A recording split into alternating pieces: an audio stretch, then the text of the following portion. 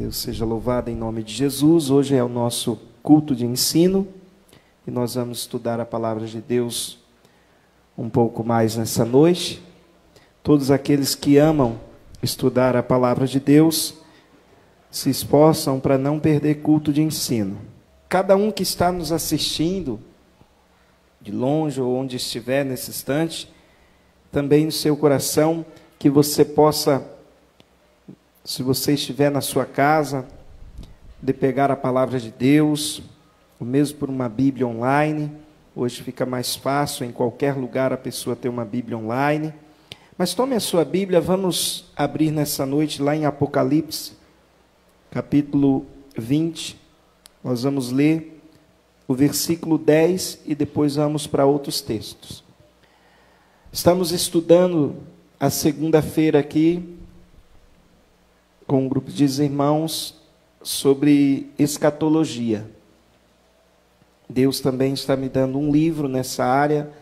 Já escrevi várias páginas e sobre a minha visão sobre o assunto, mas como no curso que eu dou aqui de escatologia ou em qualquer lugar, eu ensino todas as visões que são trazidas sobre escatologia. E aí eu falo sim naquilo que eu acredito, né? Mas é importante compreendermos a palavra de Deus. Hoje nós vamos atentar aqui primeiramente para o versículo 10 do capítulo 20, nós vamos falar sobre a besta e o anticristo, ou o anticristo e o falso profeta, porque as duas figuras são mencionadas na Bíblia como besta, que é um poder, né? Diz assim, Apocalipse 20, versículo 10.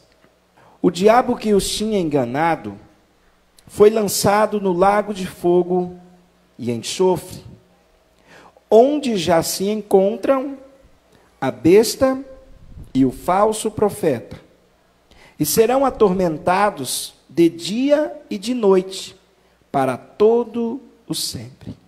Senhor Deus e Pai, eu oro mediante esta palavra, e peço que o Senhor fale em cada coração, conforme a tua perfeita vontade, em nome de Jesus. Numa série de estudos, irmãos, sobre o fim dos tempos, eu preguei aqui já há umas terça-feiras para trás aí, sobre a visão de Daniel, né? Estudamos o capítulo 2, principalmente de Daniel, os irmãos que estiveram presentes lembram. Nós temos todas as nossas mensagens gravadas lá na página da igreja, que você pode assistir depois. Eu preciso depois entrar lá e colocando cada tema que foi pregado, que às vezes eu esqueço, mas temos lá. E falamos sobre a estátua ali de Nabucodonosor, sobre os sonhos de Nabucodonosor.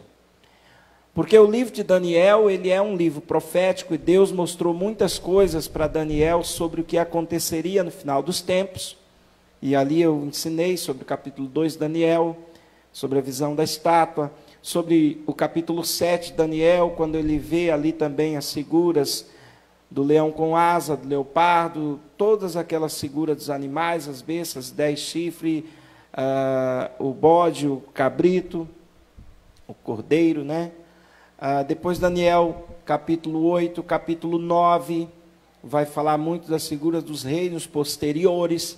Eu falei que, segundo o estudo da escatologia, aqueles impérios vistos por Daniel, nós representamos na estátua, que passaram das 62 semanas, mais 7, somando 69 semanas que se cumpriram, quando Jesus veio ao mundo e se ofereceu por nós, faltando somente a última semana de Daniel para se cumprir, que a Bíblia fala e o anjo fala para Daniel, que se tratava de tempos futuros que ainda viriam, e é justamente esta última semana que todos nós estudiosos da Bíblia chamamos da grande tribulação, por se tratar de uma semana. São 7 anos no período de tempo que é estudado assim. E é na grande tribulação que há de se manifestar duas figuras escatológicas, muito faladas, talvez nem tanto entendidas. A figura da besta, ou o anticristo e o falso profeta. Depois nós vamos estudar em Apocalipse capítulo 13, vai falar dessas duas figuras separadamente, e nós vamos explanar um pouco isso nessa noite. O fato é que, antes de entrarmos propriamente nisso, o detalhe de Apocalipse capítulo 20, versículo 10, coloca aqui à nossa disposição um entendimento que também é debatido pela igreja e os vários ministérios que se encontram ao redor do mundo. Um deles é, algumas igrejas protestantes, e não vou aqui citar nomes de igreja, até por ética, não é intenção minha, porque também não existe igreja nem povo perfeito, perfeito é o Senhor, não somos nós, é Deus que é perfeito. Não é a igreja aqui, Ministério da Glória de Deus, que salva, ou nenhuma outra, é Cristo que salva. Mas existem detalhes que nós precisamos compreender. Existem algumas igrejas protestantes, talvez denominadas evangélicas ou protestantes, que defendem uma tese de que não haverá inferno, ou que esse inferno que a Bíblia diz não é literal, não é eterno, seria só um período de tempo. E muitas igrejas defendem isso. A grande pergunta é, se fosse assim, e eles defendem que é assim, não porque tem algum versículo que diga que não vai ser. Eles simplesmente definem que é assim, porque dizem um Deus amoroso e misericordioso não vai lançar as pessoas no inferno para toda a eternidade, vendo aquelas pessoas sofrerem. Se esquecem que o mesmo Deus amoroso e misericordioso também é justiça. E sempre exerceu justiça. Ele enviou chuva de fogo, ou saraiva, ou enxofre, sobre Sodoma e Gomorra. E matou todos que estavam lá. Até a mulher de Ló, que olhou para trás com a curiosidade. Ele é misericordioso. Mas ele enviou um dilúvio e exterminou toda a humanidade, menos a família de Noé. Ele é misericordioso. Mas nós vamos ver várias situações na Bíblia, Deus exercendo a sua justiça, e nos nossos dias, somos gratos porque a graça de Cristo nos cobre, nos purifica de todo pecado e nos cobre. Mas há de chegar um dia que o Senhor vai exercer o juízo sobre toda a humanidade e sobre todos os seres que ele criou, cujos anjos se caíram. Porque quando lemos esse versículo, ou alguém mudou o texto da Bíblia por aí, e eu prefiro ficar com o que está escrito na Bíblia. É impossível eu, como editor de livros, há muito tempo estudando textos, eu não consigo entender que a Bíblia fala que não vai ter um inferno eterno. Esse texto aqui já diz isso, ó. O diabo que os tinha enganado foi lançado no lago de fogo e enxofre, onde já estão ou se encontram a besta e o falso profeta. Observe agora. E serão é futuro. E serão atormentados de dia e de noite. De dia e de noite. Por que o texto está falando isso? Porque na eternidade, quem for para o paraíso não vai ter dia, não vai ter noite.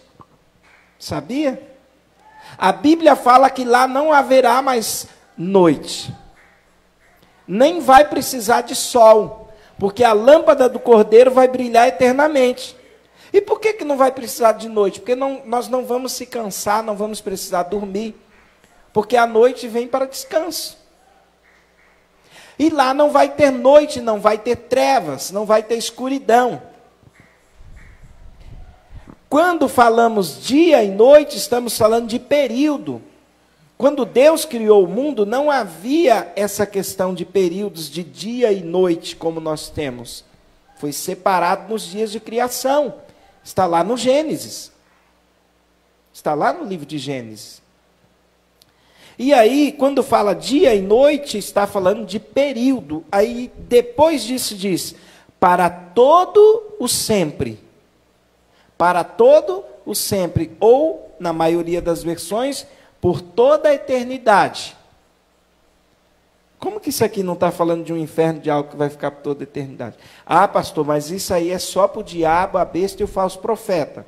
O diabo é um anjo caído, que nós sabemos. Estudando um pouco à frente, nós vamos ver que fala sobre isso. Mas a besta e o falso profeta vão ser dois homens, ao que tudo acreditamos, que vão ser usados por Satanás, vão agir no espírito de rebelião que está em Satanás, colocado por eles, por ele.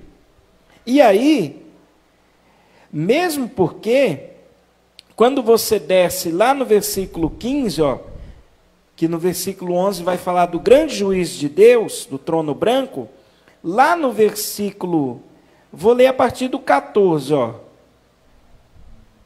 Ou melhor, vamos ler aqui a partir do 12. Vi também os mortos, os grandes e pequenos, que estavam em pé diante do trono. Então foram abertos os livros, ainda outro livro, o livro da vida, foi aberto, e os mortos foram julgados, segundo as suas obras, conforme o que estava escrito nos livros. O mar entregou os mortos que nele estavam, a morte e o inferno entregaram os mortos que nele estavam, e esse primeiro inferno aqui, literal, está falando de todas as pessoas que morrem. A gente toma aquela passagem da parábola que Jesus conta, ainda não é esse inferno procedente do lago do fogo, preparado à prisão eterna. E aí diz assim, então, a morte e o inferno foram lançados no lago de fogo. Esta é a segunda morte, o lago de fogo. E se alguém, versículo 15, e se alguém não foi achado inscrito no livro da vida, esse foi lançado no lago de fogo. O mesmo lago que foi lançado Satanás, a besta e o falso profeta, Satanás e seus demônios. Eu não vou entrar em todos os detalhes do finalzinho dos tempos aqui, porque é um estudo muito grande, mas a Bíblia fala que após o milênio que vai ter, segundo eu acredito, muitos acreditam que ele não é literal, e eu não estou para questionar isso. Lá no capítulo 20, estou passando aquilo que acredito, fala sobre esse milênio, e quando nós lemos lá, olha o que diz. Ele segurou, versículo 2, ele segurou o dragão, a antiga serpente, que é o diabo, Satanás, e o prendeu por 1000 anos, e fechou e pôs selo sobre ele, para que não mais enganasse as nações, até que se completasse 1000 anos. Então está falando de um período de tempo que vai ter. Só que esses 1000 anos, ao que nós todos acreditamos, após a grande tribulação, aqueles que estiverem na grande tribulação e que se voltarem para Cristo e não forem mortos, vão ter ainda a chance e a misericórdia, junto com o povo de Israel, de servir a Deus no reinado milenar de Cristo. A igreja já arrebatada vai estar com o Senhor e, de certa forma, vai exercer esse reino como os anjos. A igreja não vai mais, após ser arrebatada, vir passar por grande tribulação, aflição, porque o diabo, quando ele for solto de novo, para reunir Gog e Magog, que é a última batalha, que muitos misturam essa batalha com a batalha do Armagedon, né? A gente mistura com a grande tribulação, perdão dizendo, mas seria uma batalha que teria pós o milênio.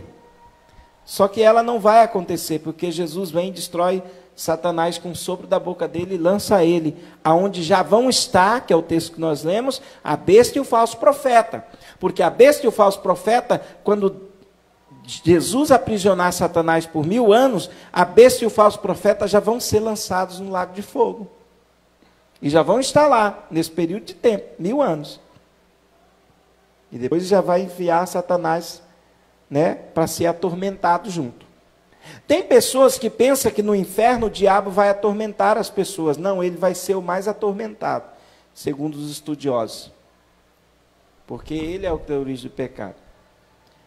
O tormento eterno que tem lá é para ele também. Agora veja só, lá no versículo 4 diz assim, ó: também vi tronos e nesse sentaram aqueles os quais foram dada autoridade para julgar. Vi ainda as almas dos que foram decapitados por terem dado testemunho de Jesus e proclamado a palavra de Deus. Estes são os que não adoraram a besta nem a sua imagem, e não receberam a sua marca na testa e na mão, e viverão e reinarão com Cristo durante 1000 anos. Aqui está falando daqueles que estarão, ou que estiveram, ou estarão, melhor dizendo, na grande tribulação, e não vão adorar a besta. Agora, eu sei que a igreja, nos últimos 150 anos, acredita que o arrebatamento vai ser logo antes da grande tribulação, ou no início dela. Estudava-se no início, ou antes, né? Ou no meio, mid, ou alguns acreditam ser no final. O fato é que, mesmo nós não sabendo exatamente, ainda que eu acredito que no início, se for no início, algo eu acredito, a igreja vai ver esse anticristo. E depois eu vou mostrar em alguns textos. Mas é fato que a igreja vai ser arrebatada. A maioria dos estudiosos hoje já estão acreditando que vai ser, pelo menos depois dos 3 primeiros anos, ou na grande tribulação, em um momento dela, que nós não sabemos exatamente. Mas muitos definem que vai ser no finalzinho. Esse povo aqui, ó, eles são arrebatados e são ressuscitados aqueles que estão mortos em Cristo hoje e vão se encontrar com o Senhor Jesus nos ares.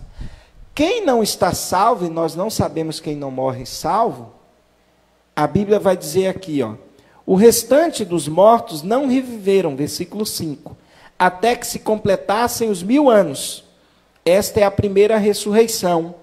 Bem-aventurado e santo é aquele que tem parte na primeira ressurreição. Sobre esses, a segunda morte não tem poder. Pelo contrário, serão sacerdotes de Deus e de Cristo e reinarão com ele 1000 anos. Mostrando que o milênio é literal. Pelo menos no entendimento do texto que eu tenho. Ah, pastor, mas lá no hebraico, no antigo, isso está no grego. Eu estou lendo a Bíblia do jeito que ela me chegou, para os nossos dias, na versão de Almeida. Eu já disse aqui que eu não gosto nem de tanta atualização de Bíblia na linguagem do jovem, na linguagem do casal. Eu prefiro a Bíblia na linguagem que ela é, né? E se ela está assim, desde que foi passada para nós, a gente tem que ter cuidado com tanta gente que quer mudar ela hoje, né?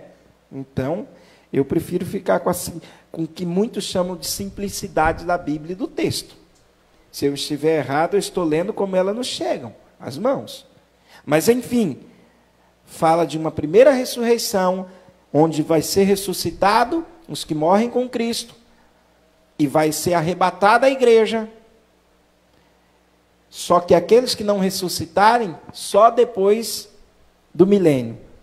Para aquilo que nós lemos agora há pouco, o julgamento do trono branco. E aqueles que não foram achados no livro da vida, esses vão ser lançados no lago de fogo, é isso que a Bíblia diz. Essa questão do anticristo e o falso profeta. Para entendermos o texto, são 2 figuras, 3 com Satanás. Satanás é o próprio demônio, com seu espírito maligno, vai agir de uma forma como nunca antes vista, nessas 2 figuras. Muitas pessoas confundem e pensam que o falso profeta e o anticristo é um só, mas não são. Se você examinar o texto, nós vamos examinar, você vai ver que é 2 figuras, sempre foi. Agora, o espírito do anticristo, ele está no mundo. O diabo não é o diabo que determina a volta de Jesus. Nós vamos ler depois que quem o detém é o Espírito Santo. Eu imagino que o diabo sempre tenta ir preparando um falso profeta e um anticristo em cada época. Porque assim que Deus permitir, ele tem os seus planos elaborados. Por isso, no decorrer da história, nós vamos ver tantas pessoas que já foram usadas no espírito do anticristo. Várias figuras de ditadores que fizeram coisas terríveis. E aí diz assim, ó, capítulo 13. Vi emergir do mar uma besta que tinha 10 chifres e 7 cabeças, e sobre os chifres 10 diademas, e sobre as cabeças nomes de blasfêmia. A besta que vi era semelhante ao leopardo, com pés como de urso e boca como de leão. E o dragão deu à besta o seu poder e seu trono e grande autoridade. Uma das cabeças da besta parecia ter sido golpeada de morte, mas essa ferida mortal foi curada, e toda a terra se maravilhou seguindo a besta. E adoraram o dragão porque deu a sua autoridade à besta. Também adoraram a besta dizendo, quem é semelhante à besta? Quem pode lutar contra ela?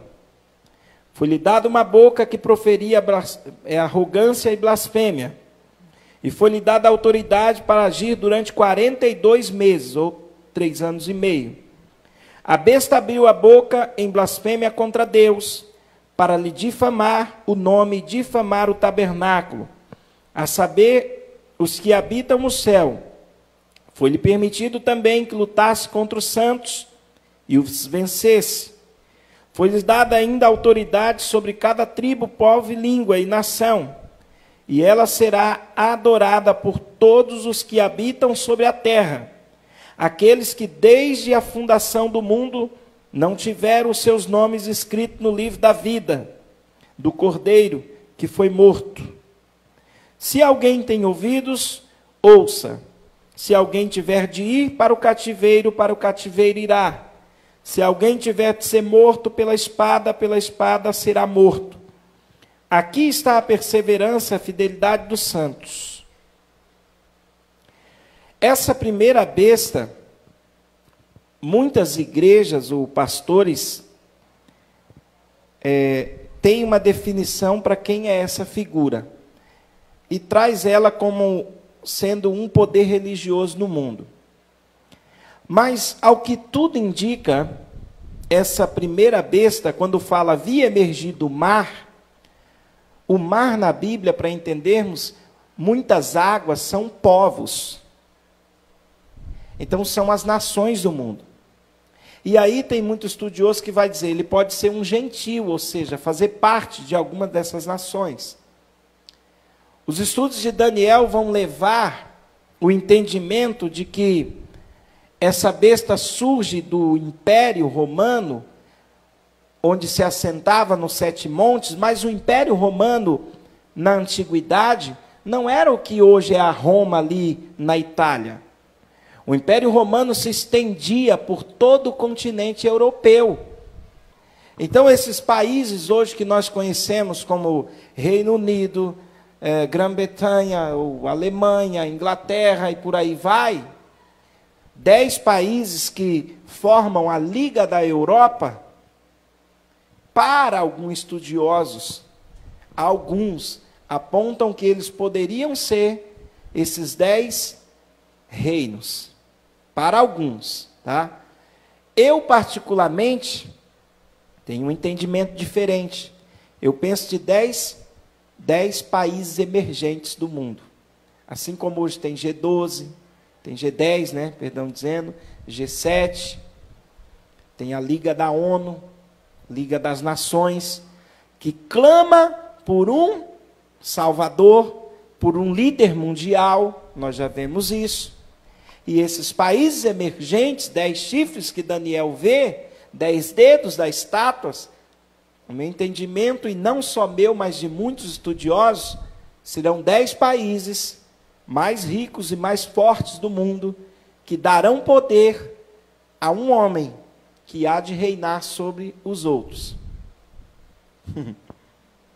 Tudo isso já está meio encaminhado nos dias de hoje, se a gente parar para olhar. Só não sabemos o dia e a hora que Jesus há de voltar. Mas isso está muito visível de uma forma que antes não era visível. O mundo se reúne todos os anos, com reuniões na ONU, Organização das Nações Unidas, reunião na Europa com a OTAN, a Organização Tratado da Aliança do Norte. O mundo se reúne, segundo aí já é teoria da conspiração, mas o mundo se reúne todos os anos com as famílias mais poderosas do mundo, na Suíça e alguns desses lugares, para lidarem com assuntos que estão fora da nossa alçada. Mas essas famílias, segundo muitos estudiosos, é quem, na verdade, governa os outros, ou o mundo. Porque os mais ricos mesmo, não seriam os que a gente conhece, que aparecem na mídia. Não seria os que a gente vê. Há um ditado que diz que os poderosos do mundo vivem na sombra. Ninguém sabe os nomes deles.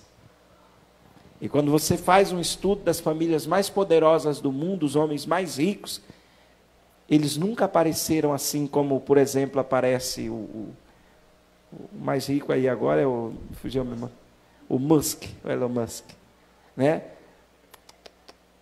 Segundo as teorias da conspiração, esses são todos fantoches. Os que estão nas sombras e que ninguém vê seriam os mais poderosos e que governam os outros, né?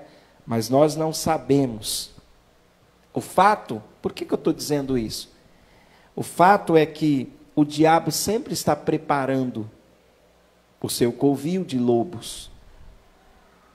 E aí, irmãos, essa primeira figura da besta vai ser um homem diferente de todos os outros que já vieram e pisaram nessa terra. E se você abrir comigo lá em 2 Tessalonicenses, eu não vou abrir aqui talvez todos para ser mais rápido no estudo do texto.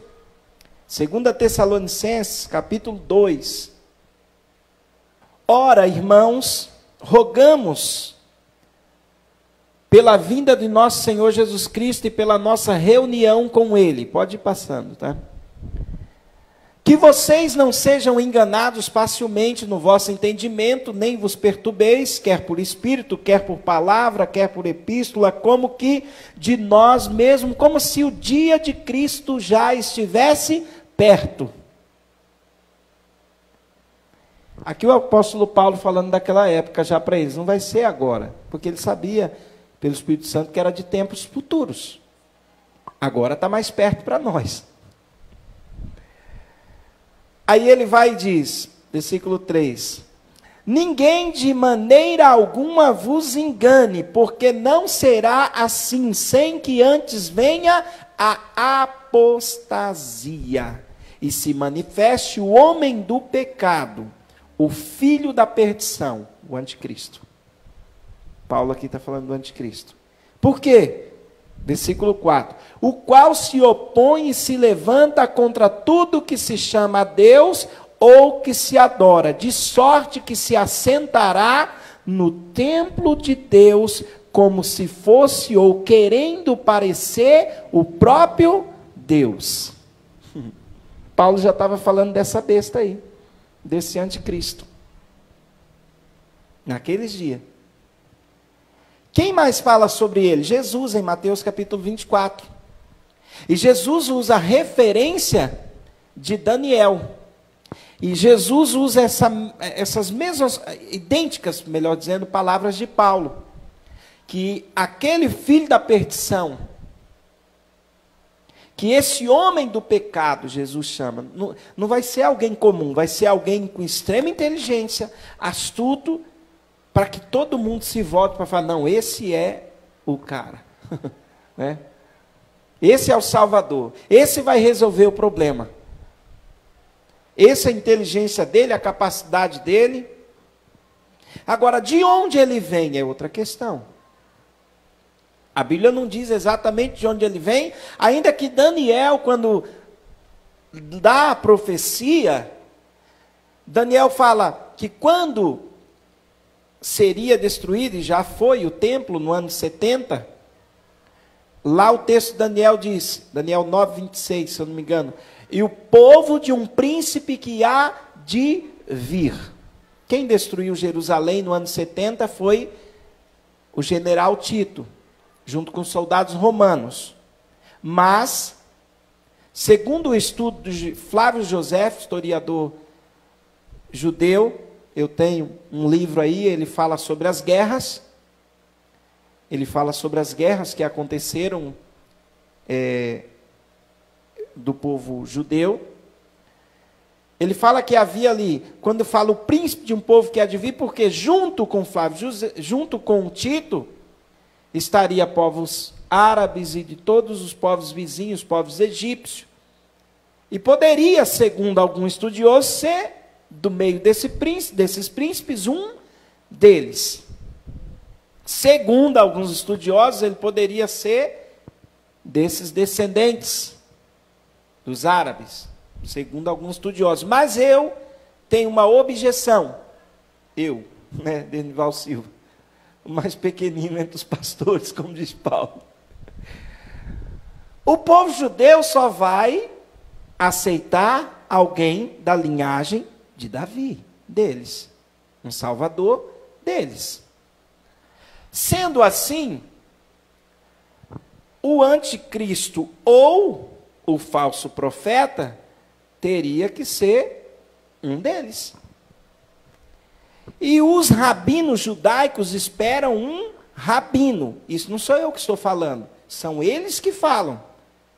Quando você pega um estudo sobre o fim dos tempos, os rabinos judaicos que não são convertidos ao cristianismo, eles estão dizendo, nós estamos aguardando o Messias, Machia, o nosso Salvador.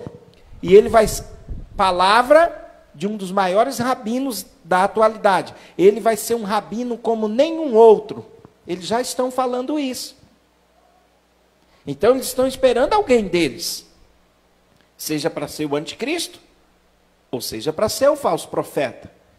Para muitas pessoas o falso profeta poderia ser, algumas religiões de hoje. Mas eu sempre lembro que o diabo é astuto e a Bíblia diz que se os dias não fossem abreviados, ele enganaria até os escolhidos. Por isso eu nunca afirmo com todos os dados, mas dá para supor. E aí, quando nós voltamos na segunda besta, que é o falso profeta, lá no versículo 11 do capítulo 13 de Apocalipse, olha o que diz. Vi ainda outra besta emergir da terra. Tinha 2 chifres, parecendo cordeiro, mas falava como dragão. Parecendo cordeiro, mas falava como dragão. Ela exerce toda a autoridade da primeira besta na sua presença, e faz com que a terra e os seus habitantes adorem a primeira besta, cuja ferida mortal havia sido curada. Também opera grandes sinais, de maneira que até faz descer fogo do céu sobre a terra, diante de todas as pessoas. Seduz aqueles que habitam sobre a terra, por causa dos sinais que lhe foi permitido realizar diante da besta, dizendo aos os que habitam sobre a terra, que faça uma imagem à besta, aquela que foi ferida à espada e sobreviveu. Ele foi concedido poder para dar vida à imagem da besta, para que também a imagem da besta falasse e fizesse morrer todos os que não adoram a imagem da besta. Essa imagem da besta aqui, do jeito que a tecnologia está avançando, Já tem estudiosos, não estou definindo o que é, tá? Para quem me assiste aí depois. Mas dá para pensar. Porque imagem, vai fazer uma imagem, vai dar vida para ela. Então tem estudiosos que pensam assim, bom, vai ser um robô com inteligência artificial que vai receber, entre aspas, vida. Não é o que o ser humano está tentando fazer? Hoje foi premiado com um prêmio Nobel da Paz, passou no jornal, o homem que criou a inteligência artificial. A frase dele é que eles estão desenvolvendo que aquilo, tudo que a gente já vem ouvindo de filme, né? Mas que é a tendência do ser humano, que as máquinas, o computador, a inteligência artificial, aprenda. Porque tudo que tem lá é que alguém coloca. Ou que ela pega já nas redes. Como que ela pode ter vida? Tudo que está lá já lançado, no momento que ela começa a identificar o que é certo ou errado, definir. Alguns querem dizer, bom, essa imagem, né, vai se levantar não só uma imagem que fica parado, que tem boca, mas não fala, que tem ouvido, mas de repente uma imagem que vai falar. De repente um poder. Daniel, no seu livro, ele fala que um dos sinais do fim dos tempos é a multiplicação da ciência. E isso nós já estamos vendo hoje. Então, não estou dizendo que vai ser essa imagem aí, vai ser um robô, mas não sei. Tenho as minhas desconfianças. O fato é que essa segunda besta, lhe é concedido poder para dar vida à imagem, tal, para que falasse e fizesse morrer todos que não adorassem a imagem da besta. A todos os pequenos e grandes, os ricos e os pobres, os livres e os escravos, faz com que lhe seja dado certa marca na mão direita, ou na testa, para que ninguém possa comprar ou vender, senão aquele que tem a marca. Deixa eu falar uma coisa para vocês aqui agora sobre marca. Marca na Bíblia, quando fala marca, é de marcar mesmo. Um boi é marcado, né? Um animal é marcado. O ser humano, quando faz uma tatuagem, ele está marcando o seu corpo. Não estou aqui para criticar ninguém, nem igreja nenhuma, só porque eu não tenho tatuagem, não, ou só porque eu seja contra a tatuagem. Eu penso que ninguém deveria fazer.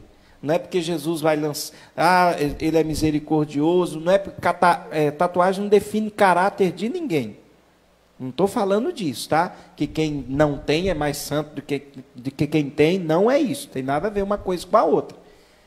Tatuagem hoje virou, assim como muitas outras coisas, virou o que nós chamamos de... fugiu a palavra, que vem rápido, é tanta informação que eu esqueço.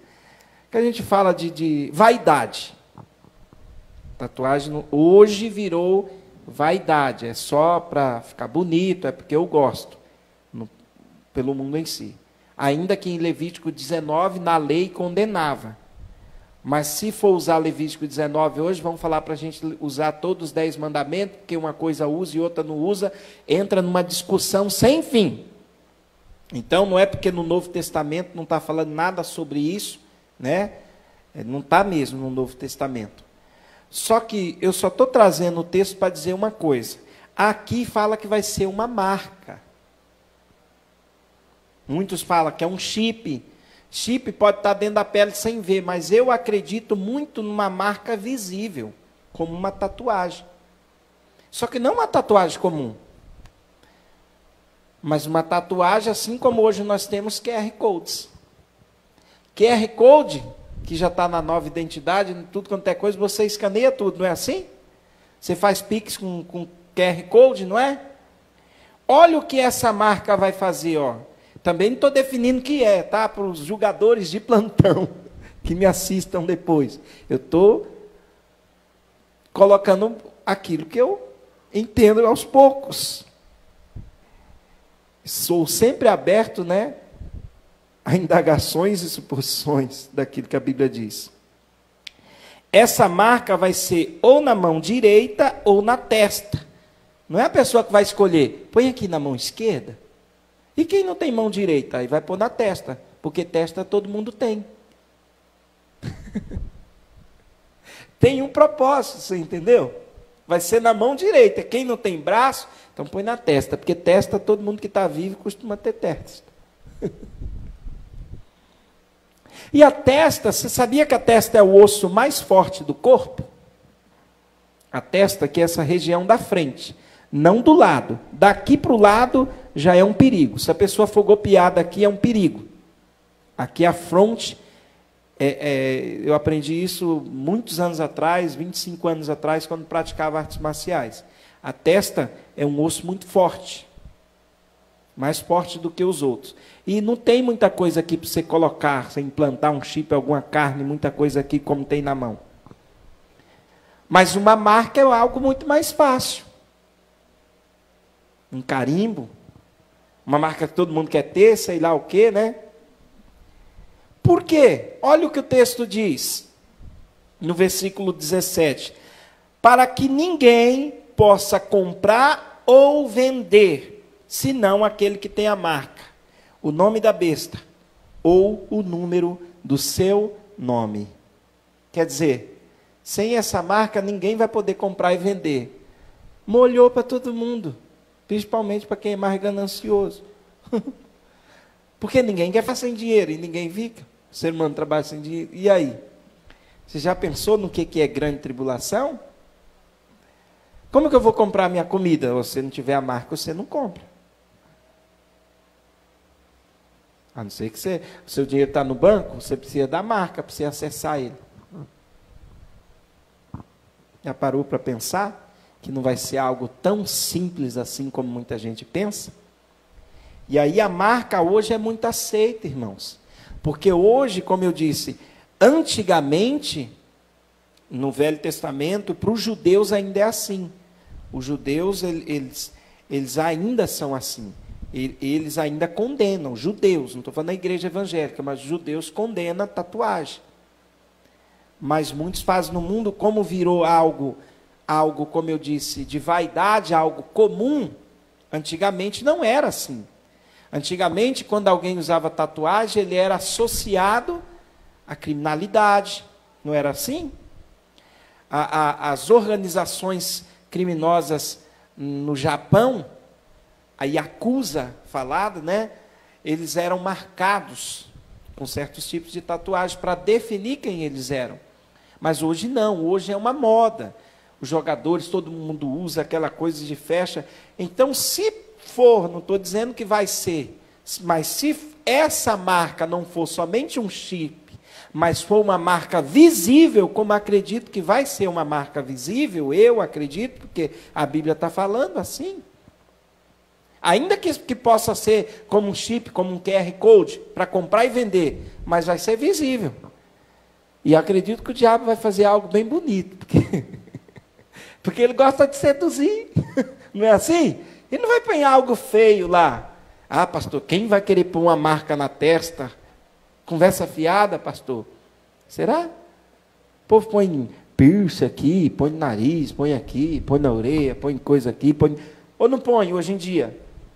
Todo mundo acha bonito, não estou também questionando ninguém, a pessoa pode pôr o que ela quer. Eu estou dizendo que o mundo está caminhando para uma aceitação que no final dos tempos vai ser assim, ó, como diz a música que cantou aqui no Congresso das Crianças, faz assim, né?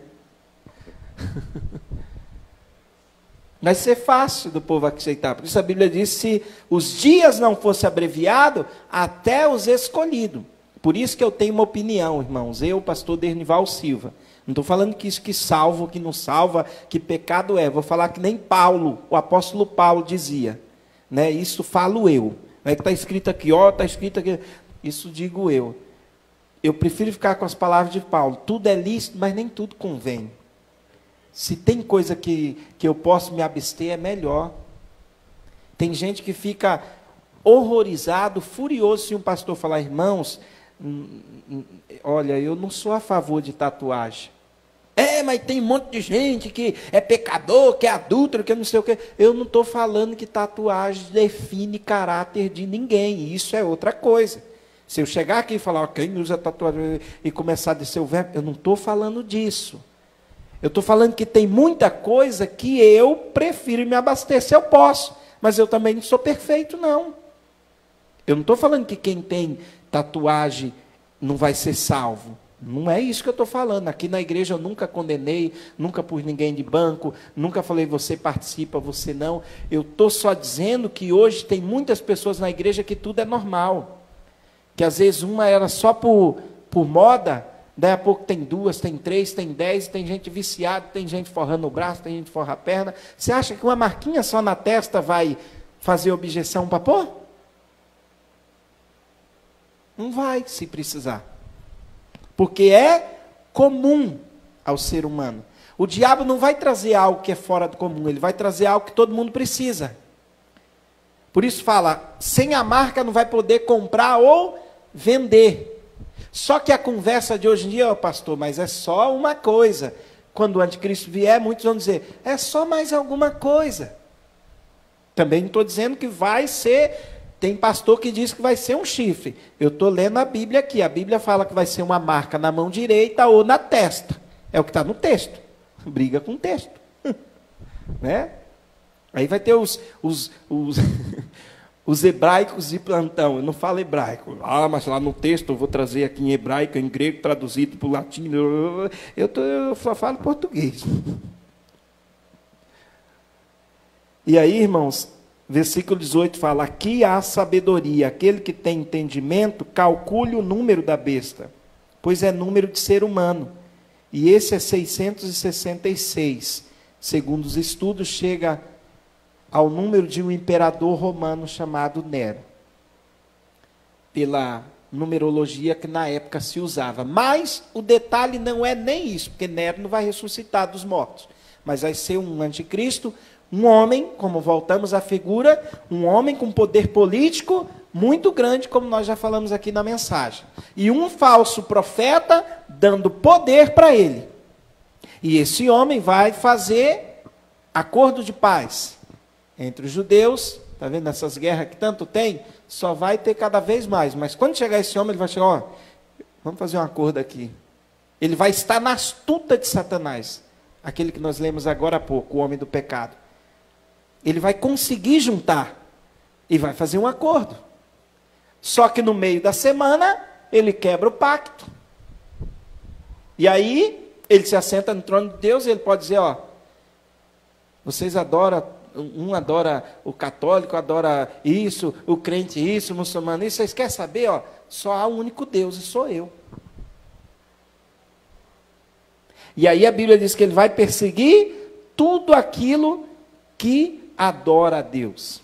Ele não vai aceitar religião nenhuma, só ele. Quando ele quebra esse pacto. E vai começar uma grande perseguição. Então, Satanás, ele traz duas figuras, duas bestas. A que sobe do mar e a que sobe da terra. Um poder político, um homem poderoso que vai governar esses 10 países emergentes do mundo e todos os outros, e um poder religioso, ou seja, parece que sempre tem um pastor, um padre envolvido, um rabino, né? Sei lá quem vai ser, né? Mas é melhor tomar cuidado, né? Porque vai falar, não, vocês esse é o homem. Você já pensou? Tomara que não seja evangélico, né? O Bima está ali. Mas algo mais ou menos assim, ó, gente, vocês não estão vendo? Esse é a pessoa de Deus. Irmãos, a astuta de Satanás é tão grande que a Bíblia diz que ele enganaria até os escolhidos. Eu, como ser humano, não defendo guerra nenhuma. A Bíblia fala para orarmos por paz. Orarmos por paz, principalmente para que haja paz em Jerusalém. Né? Então eu não defendo, não estou aqui para defender nações, não defendo guerra, só que eu sei que elas vão acontecer. Porque é bíblico que vai aumentar cada vez mais e ter para que se haja isso. Agora, diante de todas as guerras que acontecem em Israel, e não me entenda mal, tá? Não defendo Não defendo grupo terrorista não, tá? Não estou falando que Israel está errado, o outro não. Mas nós ouvimos sempre na mídia e entre os pastores algo assim: nós temos que estar do lado de Israel, porque Israel está do lado de Deus. Vocês já ouviram isso? Não estou falando para você ficar do lado do outro também, não. Eu estou do lado da palavra de Deus. Né? É da palavra de Deus que eu estou do lado. Mas imagina assim, se o falso profeta for de lá, imagina muitos pastores: não, esse homem é de Deus. Facinho de enganar a multidão. O ser humano é fácil de enganar, irmãos. Eu estou colocando aqui a guerra de lado, tá? Estou usando só uma frase, não estou aqui para falar de guerra, certo é não. Eu estou usando o jeito que o ser humano é. O ser humano é fácil de ser enganado e de ser levado para uma situação. A Covid-19 nos mostrou isso. E ninguém está falando que ninguém deve se cuidar, que não foi bom se cuidar. Mas não foi assim? Ó, a partir de agora, vocês não vão abrir a igreja, porque tinha crente que xingava o outro. Aquele pastor lá, que lá falava com o outro. Aquele lá está abrindo a igreja, está levando pessoa para se contaminar, está não sei assim. Não foi assim? E eu também não estou falando que as pessoas tinham que... Mas o que eu estou dizendo é que o diabo é tão astuto que ele vai usar algo que todos que forem contra... Não vai ser perseguido só porque, como diz a besta, o falso profeta lá, as pessoas que adoram a ele, vai te julgar, assim como já julga hoje o peso todo é pastor, né? Se a pessoa é contra Deus, esse pastor ladrão, esse não sei o quê, mas na grande tribulação vai ser contra todo mundo que é contra o falso profeta e o anticristo. Porque o povo vai adorar eles. Então você imagina um colega seu no serviço. Você está do lado vai ter, claro que não vai ser esse nome, mas vamos falar aqui usando o nome da Bíblia. Você está do lado da besta ou o quê? Né? Não siga. Eles vão te xingar. Como assim você não está? Você não vai pôr a marca na sua mão? Você está doido? Você vai morrer de fome? Você não vai comprar? Você não vai vender? Nós não pensamos nesses detalhes, né, irmão? Que Deus nos livre. A minha vontade é que sejamos mesmo arrebatados, antes de tudo isso, segundo a igreja acredita, a igreja evangélica acredita, por causa de Apocalipse, capítulo 3, versículo 10, que fala que o Senhor vai livrar a igreja, poupar a igreja da hora da tentação. Mas fala lá que Deus, quer dizer, lá não diz que Deus vai poupar, diz que Deus vai guardar. Por isso tem gente que acredita que a igreja vai passar e tem gente que acredita que não. Eu acredito que a igreja vai ver. Quando Jesus vai arrebatar, não sei o dia e a hora, mas o fato é, ninguém quer morrer, mas ninguém quer passar por ela também. Porque a Bíblia diz, através das palavras de Jesus, e eu finalizo aqui.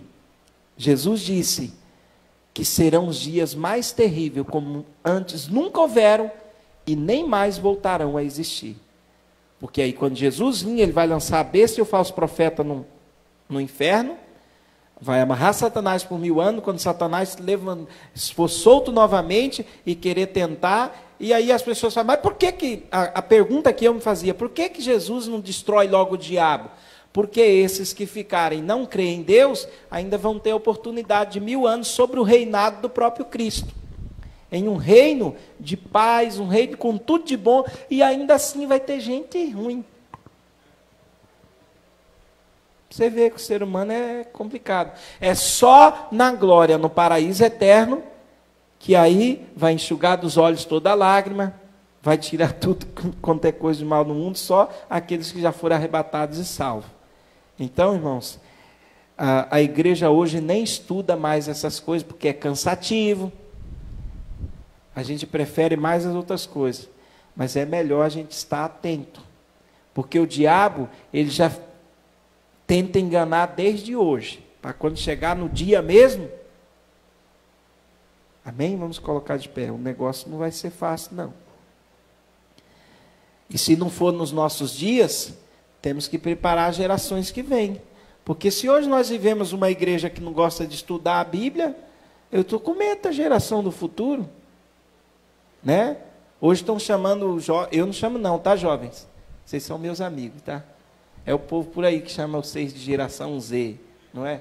Não sei de onde veio esse Z. A pastora também é Zildete, Z. É a geração Z, né? Aí falou que não é a geração neném, né? Mas o meu medo não é nem isso. O medo da geração que vem é nem Bíblia. Sem Bíblia, geração sem palavra, sem Bíblia, sem adoração verdadeira. Não são vocês, não. Tomara Deus que não. E nem nós. Mas imagina, né? Do jeito que a coisa anda, né? Tá na igreja hoje é por moda, né? Não é mais por arrependimento, por busca do Espírito Santo. É difícil pregar isso, irmão, vocês não sabem como, porque a minha vontade era ter chegado aqui hoje e o culto já passou da hora. Mas fala, irmãos, nos últimos 2 anos tem passado tanta luta com a igreja e coisa. Tem hora que a gente, como pastor, tem medo, dá vontade, a gente fala, oh meu Deus, eu vou conseguir ou não vou? E aí o Senhor é que nos dá a graça.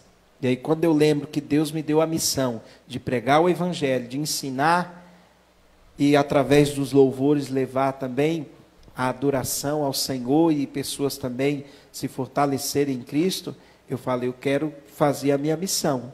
Sendo pobre ou sendo rico, tendo ou não tendo, o melhor é estar na presença de Deus. Tenho sonhos, irmãos? Tenho. Meu sonho tem. Eu falo para os irmãos, né? Por que eu estou me dedicando tanto ao estudo de áudio? Porque eu não aguento mais. Minha vontade faz 8 anos que eu gravei o 2º CD. Eu quero gravar todo ano, se Deus quiser. Tem os louvores lá, pelo menos 7 a 10 músicas por ano. Eu falei, se eu não tenho condição de ir lá e pagar, então estou aprendendo a fazer até ter o meu. Nossa. São sonhos, propósito. Mas Deus é que sabe de tudo. Mas uma coisa só é certa. O maior propósito nosso, irmãos, permanecer na palavra para não perder a coroa da vida. Senhor Deus e Pai, nós te agradecemos nesta noite pelo teu amor, a tua graça, a tua bondade, a tua infinita misericórdia.